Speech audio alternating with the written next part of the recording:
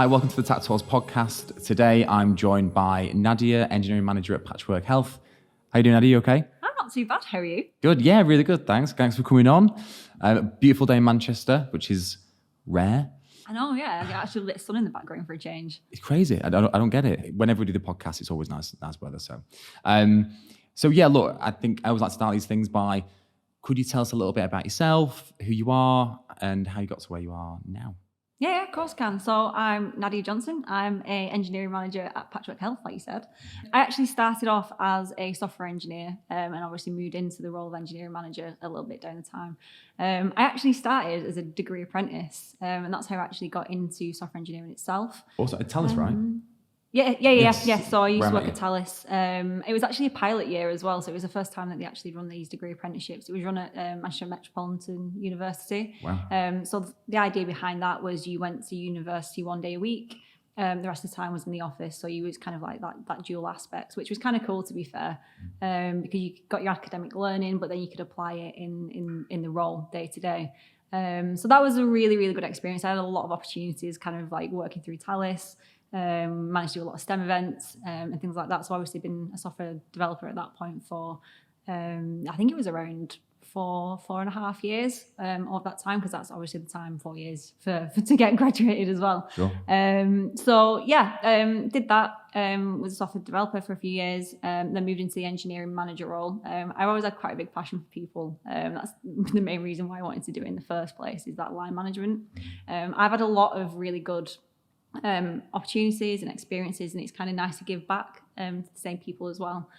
So that was like a big part for me, actually getting into engineering management. But with being an engineering manager, you've got the delivery as well, and I'm quite a nerd for kind of like analytics and data.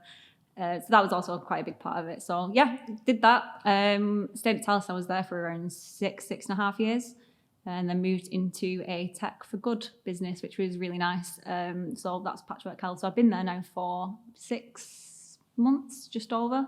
Really enjoying it. Completely different, obviously, a big corporate company into more of a SaaS startup style company. So yeah, I'm really enjoying it. The people are awesome. But yeah, that's my very, very short journey into that and into engineering management. That's amazing. Yeah. So Patchwork Health, for anyone who doesn't know, healthcare business. You say tech for good. What do they actually do? What's there? So the biggest mission at the moment is to kind of reduce the stress on the NHS. A big problem that we have with the NHS is obviously them being understaffed. Sure. And actually filling the shifts. A lot of the time they have to go through agencies, and they do cost a lot of money to kind of get the people in to go into those roles. What it is at the moment, what they do, and what the first ever product was around having these bank staff. So it's actually having the hospitals together and being able to kind of send out these shifts to other workers, and they can apply for those shifts, kind of reduce the reliance on agencies. So that was kind of like the first big product that they did, and then they've got a couple of other lines now with roster and kind of like a vendor management system, which obviously interfaces with the agencies as well. So yeah, so the big mission for them at the moment, and it's a really nice thing to be part of, is the fact that we are trying to help the NHS save the money, as well as being able to kind of like provide more shifts for the individuals, which obviously for everybody else as well, not just the NHS staff. We can provide better levels of care. At the end of the day, we can put more money into kind of training and other areas of the NHS as well. So yeah, it's a really nice mission and values. And the co-founders are absolutely amazing. They were both doctors originally. Wow. And obviously seeing the stresses in the NHS.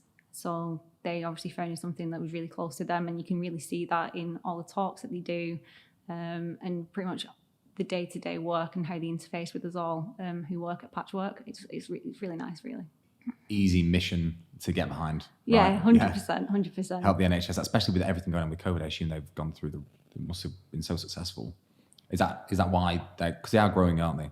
Yeah, they're definitely growing. We've got a few products at the moment as well, and obviously kind of branching out into other areas, but it's the NHS at the end of the day, and that's the biggest thing for us, is to make sure that their lives are a little bit easier if we can help where we can as part of that. And again, from what I was saying before, like having 2 co-founders, which are doctors, they've literally experienced it firsthand. We have a lot of NHS staff that actually work at Patchwork as well. Right. So we get to understand as software engineers, and obviously somebody that myself hasn't actually worked in the NHS before, we get to hear like some of the horror stories. Then if we can kind of make a shred of difference to those clinicians, the doctors, then you kind of feel good at the end of the day. And it's something that all the teams are really committed to. And that's why a lot of the people do join Patchwork, is to make a difference. And it's nice seeing the impact on the end user, I think. Wow. And you're, again, engineering manager, so you have your own team. How big is your team? I have a line team, and then I've also got delivery teams as well. Wow. So my role's kind of split dual at the moment. Cool. Probably like half the time spent on, and obviously, the line management duties. And I've got a team. I think I've got a team of 8 at the moment, from a line management perspective. And then my actual delivery teams, I've got 2 squads. They're a team of kind of 6 and a team of 7. So it's kind of cool, to be honest. And we've got an ever-growing team. We're scaling quite quickly at the moment as well. So we've recently taken on some more engineering managers, which is super cool. So there's like a good team of 4 of us now. So it's really nice to be able to kind of bounce ideas off each other. Some of them, it's the new role. Yeah. They've never done engineering management before, so it's kind of cool being able to help upskill those guys as well. Yeah. So there's definitely a kind of path for career development there, and it's cool to bounce ideas off of everyone else, really. That's mega. But you're fully remote, right? Yeah. And I know because you're based in like Bolton Way. Whereabouts are your other team based around the UK? So we have teams all over the place, not just the UK. Oh, wow, great. We have individuals based out in Cape Town. We've got people based out in Poland, like all over Poland, really. We've also got people out in Spain. We've got quite a vast team spaced everywhere. So so remote's quite a big part of the engineering function. We do have an office down in Shoreditch as well. I do try to get down every other week, but just more to show my face more than anything. But I think most of the teams are remote, and I think it's super important that we kind of maintain that, because it opens up so many opportunities to get such a diverse talent into the business, because everyone's got different experiences and different ideas. And even it comes down to kind of cultural differences as well. Like, honestly, having that variety within the team, we've come up with so many like good solutions to sometimes some complex problems from the different experiences. So that's been kind of cool. But we've got people all over the UK as well. We've got quite a few people obviously based down in London. We've got people up in Manchester, Liverpool, York. We've got quite a wide spread, to be fair, for a company that obviously is still reasonably small in comparison. Yeah. But kind of cool. Wow. Yeah. Always the biggest question is with remote teams, how do you create that really close, tight-knit culture when everyone's completely remote? Have you found any struggles with it, and how have you overcome them? I think it's been quite cool. I think obviously there's always a bit of a issue sometimes, like when you do have a head office in places, but I think the biggest part is that our engineering teams are pretty much fully remote anyway across all the different places. We have got an office for people to go into, but the decisions aren't made in the office. Right. Fundamentally, we've got senior engineers, we've got staff, principal engineers that are based all over the globe, really. So those big decisions need to be done virtually, and I think that's been a big part of making sure that everyone has a voice. Because I think in the past with other companies and kind of friends that I've spoken to who are in similar roles to myself, I found that people who do work remotely have struggled when those decisions have been made on site, if that makes sense. They don't feel part of the team. So that's been quite nice from that perspective. I think obviously with the remote world, everybody's kind of switching to that now. Everyone's kind of used to it. I think probably a few years ago, there was definitely like kind of certain stigmas around are they actually doing any work at home and stuff like that. And I think obviously you can see the benefit of doing that. People are not having to travel into the office, so they're actually not that I'm saying to do it, but people are putting more hours in. They're really, really enthused by the work that they're doing. So I think actually growing a remote team and making sure that they're successful, there's a few aspects that we was talking around engineering culture before as well. Culture is not just socials kind of thing all the time. There's a lot of different aspects to that. I think obviously the social aspect is a huge part. You want to build those relationships in the team, and it kind of comes into making sure that they feel safe, kind of raising things, whether it's to you as an engineering manager or to the rest of the team. So obviously social is a big thing. You do build those relationships. I know for a remote team that we've got people based all over the country, all over the world. We make sure that we always kind of carve out time for us to spend together, whether that's forced fun or playing games, or whether it's just having like a coffee together. So without fail, we've always had like a 45-minute session on a Friday just for people to just dip in and out like you would do in the office. You would go and have a coffee, you'd go and have a chat. And I think making sure that people know they can book time into your calendars as well. So what I do is if I ever need to do any kind of deep working or like critical working, I'll just block that time out in my calendar. But any other time is completely free for people to just put 15, 20 minutes in just to catch up. So I think it's that being completely open from that perspective. But I think it does actually relate back to kind of psychological security of a team and being able to challenge. So there's multiple aspects, again, to that culture side of things. So yeah, social's completely important. But it's being able to challenge. And I think that's super important. If they don't necessarily agree with maybe a technical decision or they don't agree with the design or the end user, they think there's a better way to solutionize, having that confidence in speaking up and kind of challenging that, I think is really, really key. And I think we've worked really hard within the technology function to kind of build the teams like that. So I know a part of that, we defined roles and responsibilities, and I think that's been massive for the engineering team to understand like who owns what. So we work quite collaboratively with our product manager. They do the discovery phase, and then it then gets passed over to the engineering function. Engineering manager can help facilitate. So when we're scoping and we're trying to kind of like refine what those features look like, we can challenge product manager, we can challenge design and say, have you thought about it this way? And we've kind of instilled that from the start when we grew the team in the first instance. So it's important, and I think at first they're a bit nervous. They've not had to work that way before, kind of thing. But the more you kind of continue it, it's like that kind of that whole storming, forming, norming situation. You've got to kind of continue with it, because if you try something and then it's failed, it doesn't necessarily mean that it's failed straight away. It's because you've not given it enough time to kind of develop into something. Right. Because culture is a hard thing to change at the end of the day. So if you're in a mindset that you're not necessarily confident enough to kind of challenge things, you've never had to do that before, it's going to take a little bit of time. And I guess the team have got to be open-minded with that as well. So you're always going to get a little bit of pushback with certain individuals, but slowly but surely the team will kind of come around to those ideologies, that kind of philosophy. And then one by one, you've got that's when you start to kind of like grow your self-driven teams, that autonomous team, and that self-belief and how you break the work down together. And at the end of the day, it's around, we are a team. We don't fail with one individual. We fail as a team. We succeed as a team. And there's no, as cliche as it sounds, there is no I in team kind of thing. And we own it together. And cool, we're going to fail sometimes. That's completely fine, but we learn from it and we move on, kind of thing. There's no point dwelling on the things that are bad. I think there's multiple aspects to creating a successful remote team, because there are a lot of challenges that come with it. But I think being completely open with the team, and to be fair, I think actually as an engineering manager, because you've got your line manager duties as part of that, I really think it's important that every line manager has mental health first aider training, because then you can kind of certain signs are kind of quite obvious if people are lonely and things like that, and you can see when people are stressed. So I do think personally, especially in working remotely nowadays, people do get lonely. Like your conversation with that person could be the only conversation they have that day, because the working styles of work at home on their own. So it's important to keep those conversations live. I think another aspect to it as well is obviously Slack's a massive thing.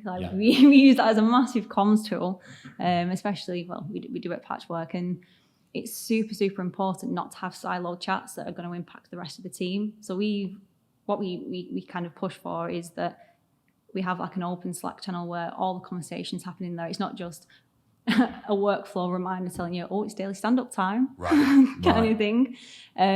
So it's any big decisions, any PR reviews that we need to do, they all get put in there, so the whole team are aware, and anybody can jump on those things, and that's for each of the individual squads. So you'll have maybe an overall product channel, and then the squads will have their own ones off that as well. So again, it goes back to creating that psychological security for the team, that they can pretty much challenge anything there. And it's been quite nice to see the team grow as well. So I actually started at Patchwork. We had a team of contractors with a brand new team, brand new engineering manager at the same time. So it's been nice to kind of establish a team from scratch grow it. And to be fair, we've been really, really successful over that time. Obviously, we've had teething pains as we've gone along, and there's definitely been certain catalysts that's kind of accelerated our growth into like a more of a high performing team, self-driven, autonomous. But yeah, definitely there's a lot of factors. Some interesting points there, and I think one to pick out that was really important is having all your engineering managers as mental health first aid trained. Because you're right, like you said, that might be the only conversation they have that day. I think it's tough as it is to identify if someone's struggling in an office. Never mind if you just looking at them over a camera. It's really tough to really see if they are struggling. And whatever you can do as an engineering manager to be aware of that and see the signs on a professional level because you've been trained in it makes a massive difference. That's very interesting. So all the engineering managers at Patchwork Mental Health first aid trained? I am at the moment. I think the plan is because obviously we've only recently grown our engineering manager thing, that they will probably be going on to the training as well at some point. We have got obviously quite a few mental health first aiders within Patchwork anyway. Right.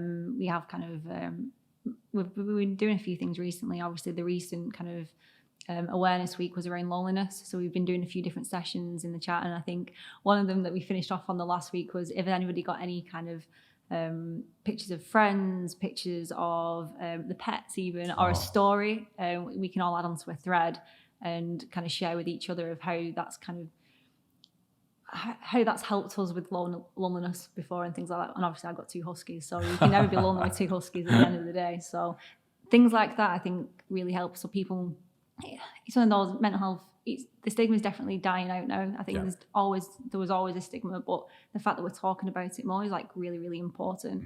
And making sure we continue to talk about it, whether that's through events that you do within the workplace, mental health first aiders, just so people feel comfortable and they can go and speak to somebody.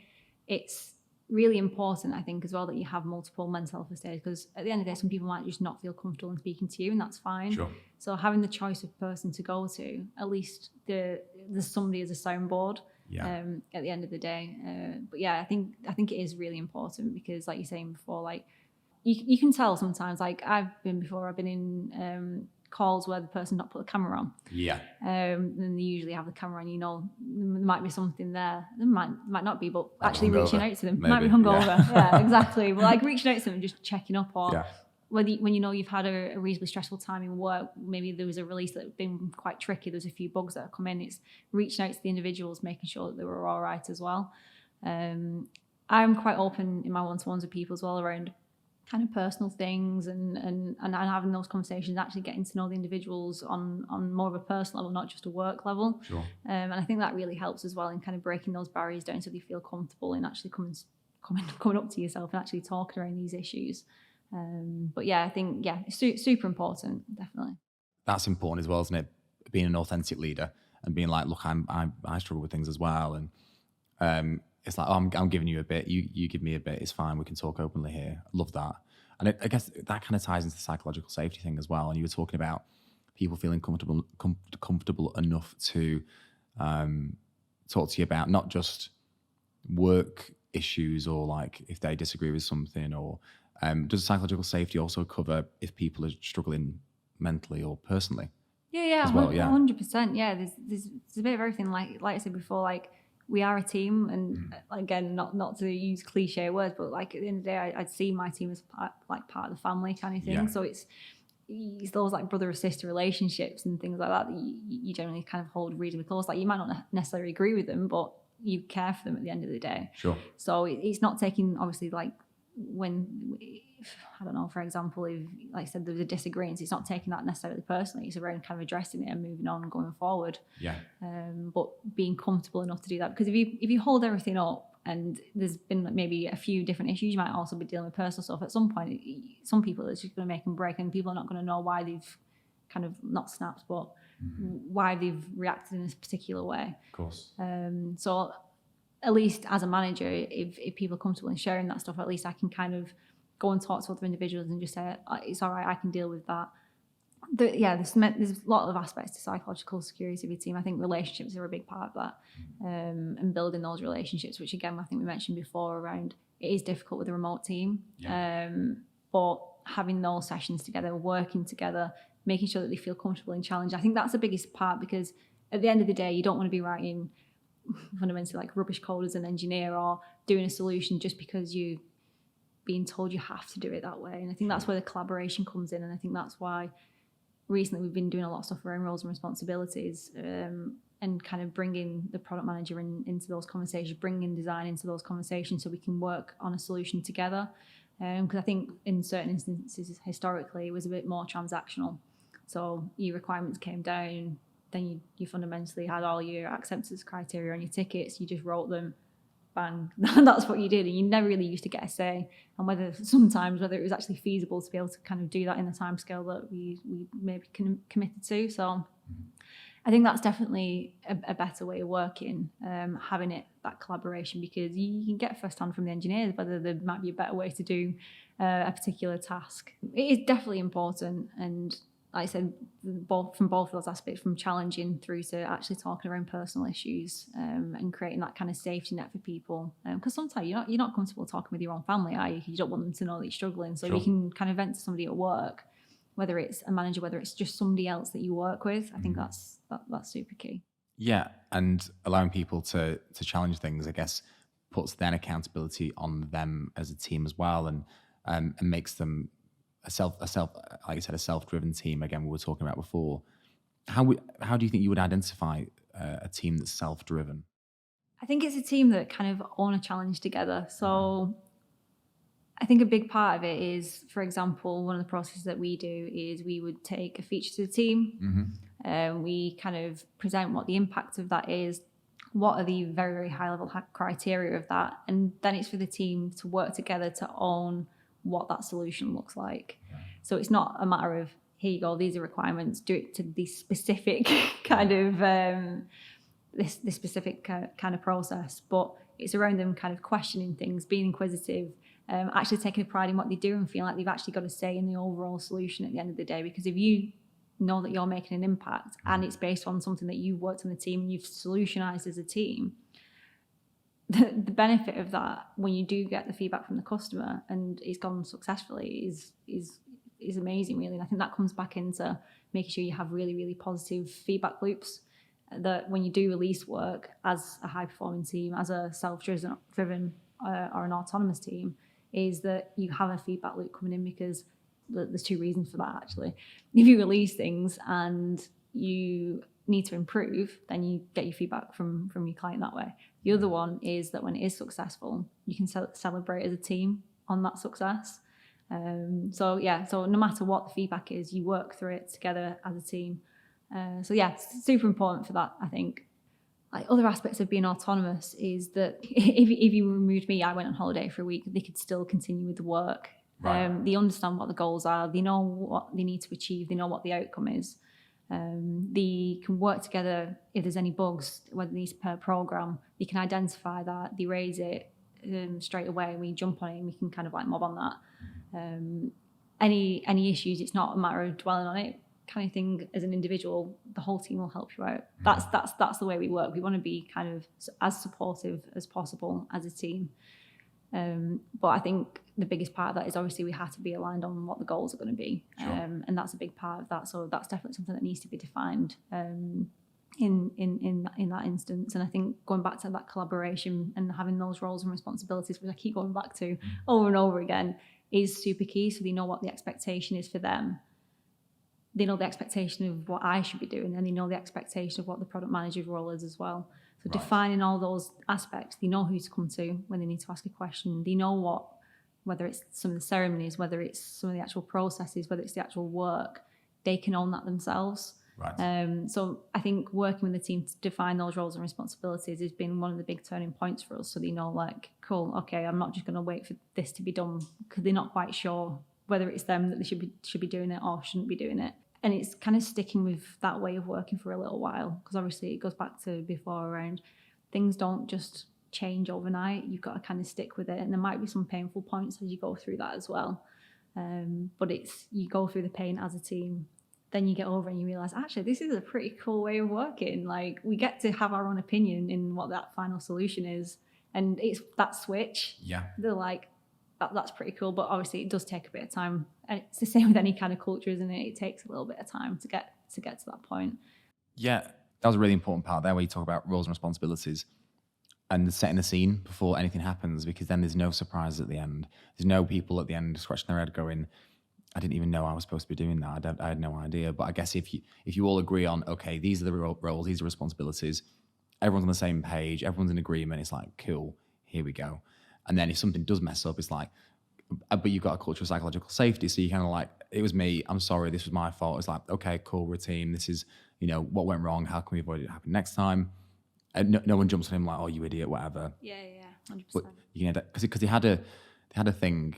I don't know if it was Toyota or something, or because that's where this whole thing of Kaizen came from. I think this might be completely incorrect, but apparently they had this thing where on the production line, as soon as one person sees something that's wrong, they've got this lever. They pull the lever, and then it just comes to a halt. First thing that the manager, the line manager of the production line does is go over to the person who's identified the issue and is like, thank you so much for identifying this. Like, praising them for identifying it. Let's figure out where it went wrong. Let's fix it and let's carry on. But people are praised for picking things out, because I assume that's a massive thing for people within the team. It's very easy as a manager to say, I want people to speak up if they see something they don't agree with. But it's how do you prove that, I don't know, this is genuine, Yeah, and I think that comes into, again, with the team as well, like identifying when you're doing PR reviews and things like that. Well, you could have done it better this way, but it's around being able to give that feedback in a constructive way. I think that's super, super key. And obviously, the other aspect of that is for people to be a bit more open-minded around receiving feedback. And I think that's the thing that as teams you need to work on, because obviously feedback, depending on how it's delivered and sometimes how it's received, could be like that can cause some friction within the teams. So I think having a focus as a line manager, like that part of the role, is making sure that people can receive feedback, and it's not necessarily, even if they don't necessarily get it constructively, it's sometimes not to do with the thing that they've done specifically. It might be the delivery of the other person, and that's what you need to kind of say to me, and then I can say, oh, cool, we can work on that with that other person around how they deliver it. So it's not necessarily taking offence straight away on a piece of feedback, I guess. But at the end of the day, like, in order to progress as an individual, you need to be self-aware. You need to know where your flaws are. You need to know where you need to progress. So as soon as you're kind of honest with yourself around that, and then with your line manager, you can start to work on a career plan then, to get to where you need to be a better you, if that makes sense. So it's really important to do that. Like, I constantly ask for feedback all the time, because if I'm doing something that someone doesn't particularly like, or doing, because everyone's different with how you interact with them at the end of the day. So I'd rather know what I'm doing, so I can kind of adapt and kind of grow with that. And that's the kind of thing that I try and instill in the teams that I've got as well. Like, don't necessarily kind of be offended by someone suggesting something different. It's around kind of actually listening to them, figuring out, all right, yeah, cool, that actually might be a good thing, but then again, it might not be for you. Like, it's just taking it on board and just being aware that obviously this is what this individual thinks, and maybe if I interact with them a little bit differently, I could change that, and it could be a positive experience at the end of the day. So again, it's that open-mindedness, and I think that's super important. And again, I think it comes back down to being just completely self-aware, and working on it from that perspective, I think. And I think that's where I try and start from a line manager perspective with my actual individual engineers that I've got in my team. Right, where are you now? Where do you need to be? What's that gap? What can we do? I'm an enabler at the end of the day. That's what you are as an engineering manager. You're there to help somebody progress in their career. To be fair, that was the reason why I got into the role in the first place. But it's being able to identify it, and at the end of the day, you're on your own career progression. But sometimes you need a little bit of support to get there. So whether that's finding opportunities to get involved in, whether it's kind of you want to start mentoring somebody, so you'd probably look to try and start a mentorship program up. There's all these different like nuances that you need to do and be aware of as an engineering manager that you can help support. So what I generally try and do is I have a development action plan for my engineers, which identifies obviously areas that they want to improve on, how we measure it, super important, what the action is, and then the most important thing for me is around what I can do to support them. So I ask them to write down what I can do to help them to get to that point. And then obviously have your review sessions and make sure that you're continually checking up on them and stuff like that. So that's the kind of approach I generally tend to go for. As a manager, you have a responsibility to make sure you are developing these people that are in your team, of course. And because that was my question, was like, how do you make sure people are aware that it's okay to speak up? And I guess you mentioned it there is starting with yourself and being like, look, I'm a rubbish at anything. Can you tell? Well, maybe not use those words, but I'm being a numpty. Do I need to? Is there anything that I need to improve on? And then when they give you that feedback, not which I'm sure people probably sometimes do, is going, oh, you can't speak to me. I'm a bloody manager, and not having that mindset and being like, thank you, I really appreciate that. I'm going to sort that out. And I guess then that means if you're taking that feedback on board, you can then be candid with people about feedback with them because you're doing it yourself. So as a team, if you do fail, what's the next? What do you do? What's the next actions? So you're doing something and it doesn't work out. Yeah, no, definitely. I think it's to kind of reflect. I think that's the first instance, and it's not just reflecting on necessarily the bad things that have happened to get us to that point. Obviously, you want to identify that, but obviously focus on the successes as part of that journey as well. What can we learn from that? And the biggest thing is, at the end of the day, is that lessons learned, and it's being able to kind of not just put it in a document, push it to one side and go and never look at it again. Sure. It's around actually making things actionable. What can we actually change to make this process better? Sometimes it depends on the situation. There may be a lot of things that need to change, but I found that doing it iteratively is a lot better. So small changes over a period of time, so you can see the small wins are better than a big, massive overhaul. Because you end up in like a cycle, don't you? So you have kind of like ideas, ideology, philosophies. You try and implement those. And a lot of the time the team get taken aback because it's a different way of working, so they're not as happy. They kind of like, they don't want to raise things, but then that kind of leads to more of a kind of, not a poor product, but a product that they didn't enjoy creating in that process. So having small iterative changes rather than a big bang approach, I found personally to be a better way of working rather than trying to overhaul everything, because if you change everything all at once, you don't actually know the specific thing that actually was the key to make things better. So you can try different things, and then it's not a shock to the system for everybody else in the team as well if you do a massive kind of big bang approach. So small changes, being super reflective, actually being honest as a team, whether it's an individual, whether it's multiple different things that we have been an issue along that process, we just identify them. Obviously you have your retrospectives, and there's lots of different tools out there that you can use to spice up a retrospective a little bit as well. So it's not just like what went well, what didn't, what can we do different. Obviously that's like your standard process, but there's different kind of online tools out there to be able to kind of run retrospectives as well. As there's a lot to be honest. When things go right, and it kind of this is a two-parter, things go right, you always have a reward system, and I've seen you with 3 different hairstyles every single time. Can you speak more to that and why it's changing so frequently, which is awesome, obviously, but. So successful teams, when we do have some sort of win or anything, we do celebrate as a team, whether that's kind of getting together, like what's going to be kind of cool. I'm hoping that we can potentially play at some point is maybe a karaoke session. Love a good bit of karaoke. We do. Just on that, what was your karaoke song? Have you got a particular one? Bon Jovi. The No Prayer. Anything really, to be honest. I only ever drink it. I only ever thinking about drink already. Celebrations. I only ever really sing it when I'm drunk. To be fair, it's like my dad's classic favourites. So nice. Always comes on when I've had a few. To be fair.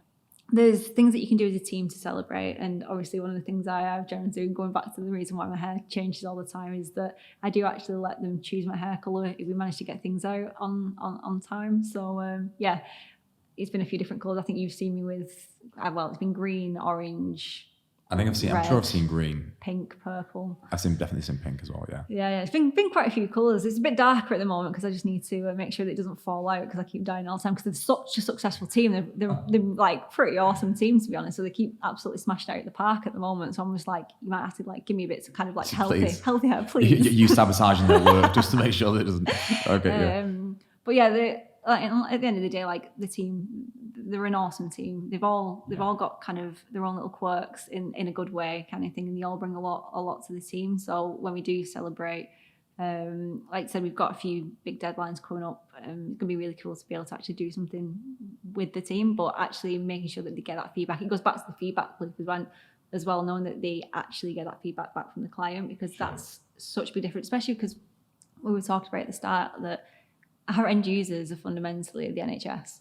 Right. So knowing that you've made an impact to them and knowing the reason why a lot of people joined Patchwork in the first place, that's absolutely massive. It's a massive part of that. So yeah, there's definitely multiple aspects to that. But again, through from social all the way to actually having that feedback loop and actually learning from it. And I think that's a thing that I find like a lot of companies don't necessarily do, is when we do something successful, we need to reflect on that as well. Like, why was it successful? What can we learn? What can we kind of apply to the next feature release that we do? What can we apply to other products that we want to start running? It's not always about kind of focusing on the bad bits. It's actually when we do have something that's been a success, how can we then iterate on that to make sure that the next product's going to be a success? So, and kind of like make sure that individuals know that they absolutely smashed out of the park at the end of the day. Like the effort that they put in, and I think getting that feedback and knowing that you're valued as part of a team is really important. I know when I used to work at other places and things like that, like I got nominated for a number of different awards, and honestly the feeling you get when something like that happens is like next to none, because you're like, oh, I actually feel appreciated for the stuff that I've done, kind of thing. And sometimes you don't even realise how much people have actually valued the thing that you've done as well. Yeah. So I think it is super important to have that feedback with the team, to make sure that they know that they've done a bloody good job at the end of the day. Yeah, and not just expecting them to just crack on next project. Yeah, like, oh, they know that I'm happy with the work. Being vocal about it. Yeah, definitely. And it's trying to encourage the team to do it with each other as well. Nice. And that's the thing that sometimes takes a little bit of time to grow, but I think we're definitely getting there. People are going, actually, X person did a really good job on this, and they'll kind of like message me and say like, oh, they were really awesome here and things like that. And what's also nice as well is when you start to do like 360 feedback forms for the engineers when you're starting to come into kind of like appraisal season and stuff like that, and check-in season I always start. So I do my own feedback forms. We don't necessarily use a tool, and I always start it with, how has this person impacted your team and helped them be successful? So you always start on a positive note, no matter what the feedback is, before you then go into all the other kind of nuances as part of that. So we have an engineering career ladder, so you can set expectations around multiple different areas. So that obviously the feedback form's based on that. But the first question's around how this individual's impacted the team being successful, and that's when we send it out. And it's always that really nice thing to kind of start an appraisal session on. And I think that's super important, because it automatically puts you in a good mindset to then take any other feedback that's coming later on, depending on if there's anything that you need to kind of improve on and things like that. So starting on a positive note, super important as well. I love that. Okay, brilliant. And look, I guess bringing it back down a little bit to failures, talking about feedback loops and how, you're open to feedback and all that sort of things. I guess the reason you're open to so much feedback is because you messed up before, right? You've fluffed up. You're not perfect, Nadia, Well, definitely not. Debatable. But no, you've messed up, Could you tell us about a time you messed up, you fluffed up, you really screwed up, and what you learned from it? Yeah, there's obviously loads of times, starting early on, where it's back at high school, all the way through to kind of like, kind of actual day-to-day career and things like that. But I think one of the biggest learning curves for me was probably, actually, to be fair, when I was back doing kind of university with work, because I did it with the degree apprenticeship and things like that, is actually preparing for things. So I was super confident and one of those people that was like, I can leave it last minute, that's completely fine. And yeah, there were certain instances in that time when I was definitely doing all nicer than going into work the next day, which is completely not a healthy way to do it. But obviously, I think one of the biggest learning curves for me was a time when it sounds quite funny, to be fair, like, because I did do an overnighter and I just didn't realise what day of the week it was. And I actually went to turn up in work on a Saturday, rather than not turning up to work, which is obviously the better one, and stuff like that. So that was kind of a funny instance. But I think a big learning curve for me from that perspective was the fact that I do need to kind of prep. And actually managing my time. I don't know if you've heard of Colby and these kind of like 7 habits for successful people. Yeah, Stephen Cole. Stephen Colby. And I actually went on a training course on that. It was quite a while when I was actually working at Talis, and that honestly was a big turning point in being able to actually manage my time a little bit better. Okay. So that was kind of cool. And I think maybe one of the other things as well is around kind of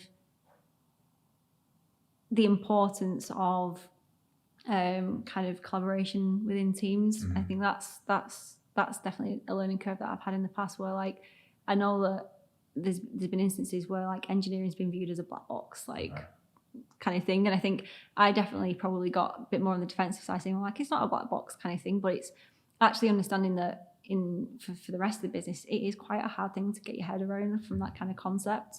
So being more open to actually understanding the reasons why the business is struggling, to understand why things are taking so long, and actually being able to, like, one of my role models, I guess you could call it, is Michio Kaku. I don't know if you've heard, he's a physicist anyway. Oh, right. No, he's very, very good at breaking down. Sorry. Yeah, I know him. Yeah. So he's very, very good at breaking really, really complex problems down into kind of like simple analogies. Okay. So I think that was another thing that I kind of identified, and that's what I need to be able to do. And that's something that's definitely been like a learning curve for me going forward, is taking some of the more complex technical problems, being able to kind of put it into terms which is more understandable for my audience, because you can kind of like flash people with loads of technical information, you can kind of nod their heads, but did they actually understand it at the end of the day? So when you come to them maybe 2-3 months down the line and you said, well, I raised all these risks, it's at the end of the day they didn't understand it. So checking that they actually understand it, I think, has been another learning curve for me. And I know it's not necessarily fluffing up as much, but I think that's probably been the biggest takeaway for me, is being able to actually break things down and actually ensuring that people understand the technical nuances, the complexities, before we then move on. So there's no shock a month, 2 months down the line when something comes up that was raised, but they didn't necessarily understand at the time. Amazing. I love that. Okay. Well, look, I think we've got quite a few different subjects there. Definitely a lot of information to take in. I think anyone who watching this and who is an aspiring manager or has taken a very unorthodox kind of route into tech will learn a lot from this podcast, I think. So thank you so much for coming on. And I'm very excited and interested to see where Patchwork and you are in kind of 12 to 24 months time. It's going to be pretty cool. Yeah, cool. Thanks for having me. Awesome. Cheers.